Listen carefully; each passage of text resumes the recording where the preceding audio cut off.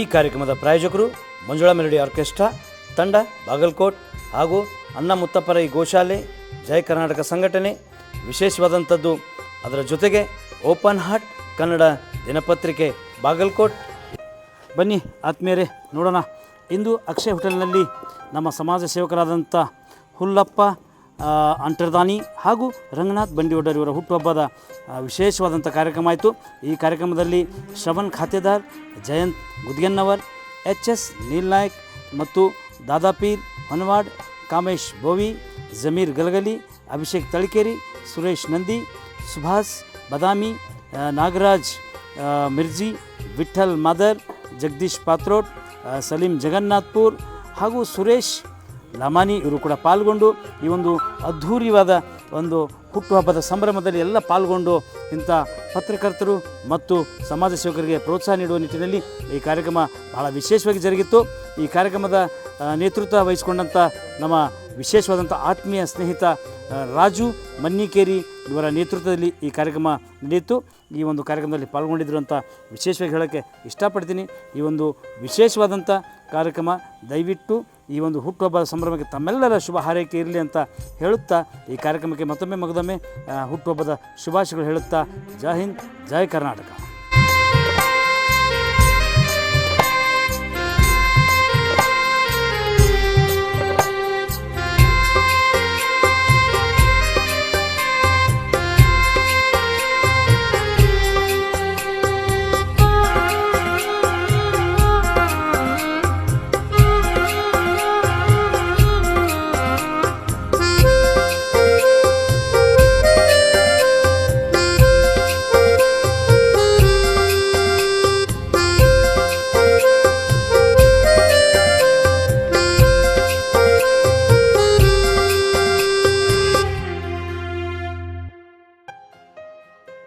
ಇವತ್ತು ನಮ್ಮ ಹುಲ್ಲಪ್ಪಣ್ಣ ಮತ್ತು ರಂಗಪ್ಪಣ್ಣ ಇವರ ಹುಟ್ಟುಹಬ್ಬ.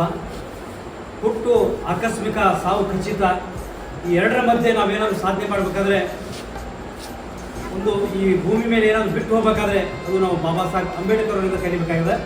ಯಾಕಂದ್ರೆ ಭಾರತ ದೇಶದಲ್ಲಿ ಎಲ್ಲರೂ ಹೇಳೋದು ಒಂದೇ, ನಾವೆಲ್ಲ ಭಾರತೀಯರು. ಅವರವರ ಮನೆಯಲ್ಲಿ ಹಿಂದೂಗಳು ಭಗವದ್ಗೀತೆ, ಮುಸಲ್ಮಾನರು ಕುರಾನ್ ಹಾಗೂ ಕ್ರೈಸ್ತರು ಬೈಬಲ್, ಅದರ ಜೊತೆಗೆ ಇಡೀ ಭಾರತ ದೇಶದಲ್ಲಿ ಪ್ರತಿಯೊಬ್ಬ ಹುಟ್ಟಿದ ಮನುಷ್ಯ ಬಾಬಾ ಸಾಹೇಬರ ಬರೆದಂಥ ಸಂವಿಧಾನ ಅಂದರೆ ನಮ್ಮ ಭಗವದ್ಗೀತೆಗಳು ನಮ್ಮ ಮನೆಯಲ್ಲಿರಲಿ. ಭಾರತ ದೇಶದಲ್ಲಿ ಹುಟ್ಟಿದಂಥ ಪ್ರತಿಯೊಬ್ಬರು ಕೂಡ ಒಂದು ಬಾಬಾ ಸಾಹೇಬರ ಒಂದು ಸಂವಿಧಾನ ಇವತ್ತು ನಮಗೆಲ್ಲರಿಗೂ ಮಾರ್ಗದರ್ಶನವಾಗಿ ಅವರ ನೆರಳಲ್ಲಿ ನಾವೆಲ್ಲ ಬದುಕ್ತಾ ಇದ್ವಿ. ಅಂಥ ನೆರಳಲ್ಲಿ ಇವತ್ತು ಒಬ್ಬರು ಪತ್ರಕರ್ತರಾಗಿ, ಇನ್ನೊಬ್ಬರು ಸಾಮಾಜಿಕ ಸೇವೆ, ಒಂದು ಸಾಮಾಜಿಕ ಕಳಕಳಿ ಇಟ್ಕೊಂಡು ಇವತ್ತೇನು ಈ ಒಂದು ಹುಟ್ಟುಹಬ್ಬ ಆಚರಣೆ ಮಾಡ್ಕೊತಿದ್ದಾರೆ. ಇದು ಹುಟ್ಟುಹಬ್ಬ ಬರೀ ನಮ್ಮ ನೆಪಕ್ಕೆ ಮಾತ್ರ, ಬಟ್ ಈ ಹುಟ್ಟುಹಬ್ಬ ಎಲ್ಲರೂ ಒಂದುಗೂಡಿಸುವಂಥ ಒಂದು ಕೆಲಸ ಮಾಡುತ್ತೆ. ಇವತ್ತು ಹುಟ್ಟುಹಬ್ಬ ಇದೆ ಬರೀ ನಾವೆಲ್ಲ ಸೇರೋಣ, ಯಾಕಂದರೆ ಪ್ರತಿದಿನ ಸೇರೋಕ್ಕಾಗಲ್ಲ, ಇಂಥ ಯಾವುದೋ ಸಂದರ್ಭನೇ ನಮ್ಗೆ ಇಲ್ಲಿ ಸೇರಿಸುತ್ತೆ. ಹಾಗಾಗಿ ಈ ಹುಟ್ಟುಹಬ್ಬದ ದಿನದಂದು ನಿಮಗೆ ಶುಭ ಹಾರೈಕೆ ಇರಲಿ. ಮತ್ತು ಇವತ್ತು ಬಂದಂಥ ಎಲ್ಲ ಇಲ್ಲಿ ನಿಮಗೆ ಸ್ನೇಹಿತರಿರ್ಬೋದು, ಸಂಬಂಧಿಕರಿರ್ಬೋದು, ನಿಮ್ಮ ಬಗ್ಗೆ ಅಪಾರ ನಂಬಿಕೆ ಇರುವಂಥ ನಿಮ್ಮ ಪೋಷಕರು ಇರ್ಬೋದು, ಅವರು ಎಲ್ಲರ ಆಶೀರ್ವಾದ ನಿಮ್ಮ ಮೇಲಿದೆ. ಇವತ್ತಿಂದ ಇಷ್ಟು ದಿನ ನೀವೇನು ಮಾಡಿದ್ರು ಅದು ಬೇರೆ, ಇನ್ನು ಮೇಲೆ ಮುಂದಿನ ವರ್ಷ 2025 ನಾವೇನೋ ಇನ್ನೂ ಸಾಧನೆ ಮಾಡಬೇಕು ಅನ್ನೋಂಥ ನಿಟ್ಟಿನಲ್ಲಿ ಈ ಒಂದು ಹುಟ್ಟುಹಬ್ಬ ಆಚರಣೆ ಆಗಲಿ ಅಂತ ಹೇಳ್ತಾ ಜೈ ಹಿಂದ್, ಜೈ ಕರ್ನಾಟಕ, ಜೈ. ಅದೇ ರೀತಿ ನಮ್ಮ ಗುರುಗಳಾದಂಥ ನೀಲ್ ನಾಯ್ಕ ಅವರು ಮಾತಾಡಬೇಕಂತ ಹೇಳ್ಬಿಟ್ಟು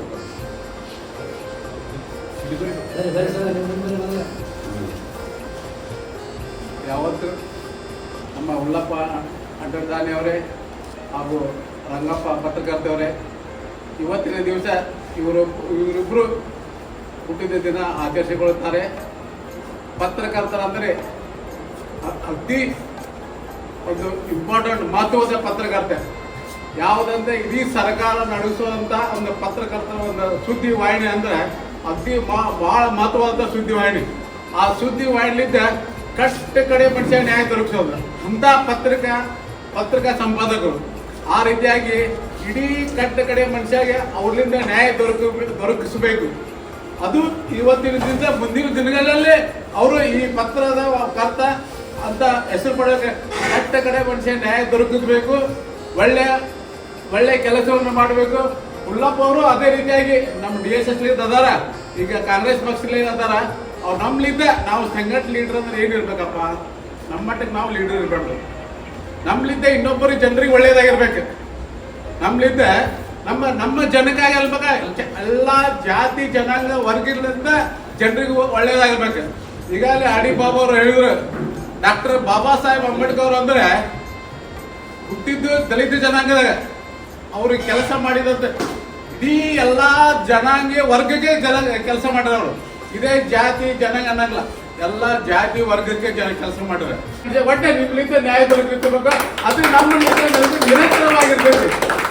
ಅದಕ್ಕೆ ನನಗೆ ಇಲ್ಲಿ ಮಾತಾಡಕ್ಕೆ ಅವಕಾಶ ಕೊಟ್ಟಿದ್ದ ಅತಿ ಯುವ ನೇತಾರ ಅದನ ರಾಜಮಣ್ಣಿಗರಿ, ಎಲ್ಲರಿಗೆ ಒಂದು ಗೌರವದಿಂದ ಇದು ಕೊಡ್ತಾನ.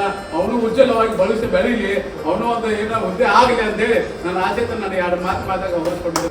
ಇವತ್ತು ಹುಟ್ಟುಹಬ್ಬ ಭಾಳ ಪ್ರೀತಿ ವಿನಯದಿಂದ ಇವತ್ತು ಎಲ್ಲರೂ ಹಿರಿಯರ ಸಮ್ಮುಖದಲ್ಲಿ ಆಚರಣೆ ಮಾಡಿಕೊಳ್ಳುತ್ತಿರುವ ನಮ್ಮ ಜಿಲ್ಲಾ ಕಾಂಗ್ರೆಸ್ನ ಪರಿಶಿಷ್ಟ ಜಾತಿ ವಿಭಾಗದ ಜಿಲ್ಲಾ ಉಪಾಧ್ಯಕ್ಷರಾದಂಥ ಹಾಗೂ DSSನ ಅಧ್ಯಕ್ಷರಾದಂಥ ಹುಲ್ಲಪ್ಪ ಅಂಕಟಣ್ಣ ಅವರೇ, ಅದೇ ರೀತಿ ಯಾವತ್ತು ನಮ್ಮ ಪಬ್ಲಿಕ್ ಹೆಡ್ಲೈನ್ಸ್ ಪತ್ರಿಕೆಯ ವರದಿಗಾರರು ಹಾಗೂ ಸ್ನೇಹಜೀವಿ ಎಲ್ಲರೊಂದಿಗೆ ಪ್ರೀತಿ ವಿಶ್ವಾಸದಿಂದ ನಡೆಯುವಂಥ ನಮ್ಮ ರಂಗನಾಥ್ ಬಂಡಿವಟ್ಟರವರೇ, ಇವತ್ತು ಸಾಮಾಜಿಕವಾಗಿ ನಾವೆಲ್ಲರೂ ಕೂಡ ಏನೈತಿ ಡಾಕ್ಟರ್ ಬಾಬಾ ಸಾಹೇಬ್ ಅಂಬೇಡ್ಕರ್ ಅವರ ಹಾದಿಯಲ್ಲಿ ನಾವು ನಡೆಯಲು ಪ್ರಯತ್ನ ಮಾಡ್ತೀವಿ. ಆದರೆ ನಮ್ಮ ಬಾಗಲಕೋಟೆ ಜಿಲ್ಲೆಯಲ್ಲಿ ನಾವು ನೀವು ಅರ್ಥ ಮಾಡ್ಕೋಬೇಕು, ಬಹಳ ದೊಡ್ಡ ದೊಡ್ಡ ಕೋಟ್ಯಾಧಿಪತಿಗಳು ಬಂದು ಹಿಡಿತಾರೆ ನಮ್ಮ ಬಾಗಲಕೋಟೆ. ದೊಡ್ಡ ದೊಡ್ಡ ಅಗರ್ಭ ದೇಸಾಯಿ ಅವರು, ಶ್ರೀಮಂತರು, ಕುಲಕರ್ಣಿ ಅವರು, ಬಾಜಿರಾವ್ ಅವರು, ಇಂಥವರೆಲ್ಲರೂ ಕೂಡ ನಮ್ಮ ಬಾಗಲಕೋಟೆಯಲ್ಲಿ ಬಂದಿದ್ದಾರೆ. ಆದರೆ ಅವರು ಸಮಾಜಕ್ಕೆ ಏನು ಕೊಟ್ಟರು ಅನ್ನುವಂಥ ವಿಷಯಕ್ಕೆ ಬಂದಾಗ ಅವರ ಶ್ರೀಮಂತಿಕೆ, ಅವರ ಹಣ, ಅವರ ಆಸ್ತಿ ಅಂತದ್ದು ಎಲ್ಲಿ ಕೈಗೆ ಸಿಗಲಿಲ್ಲ ಅಂತೇಳಿ ಸಾಕಷ್ಟು ಇತಿಹಾಸಗಳಲ್ಲಿ ನಾವು ನೋಡ್ತೀವಿ.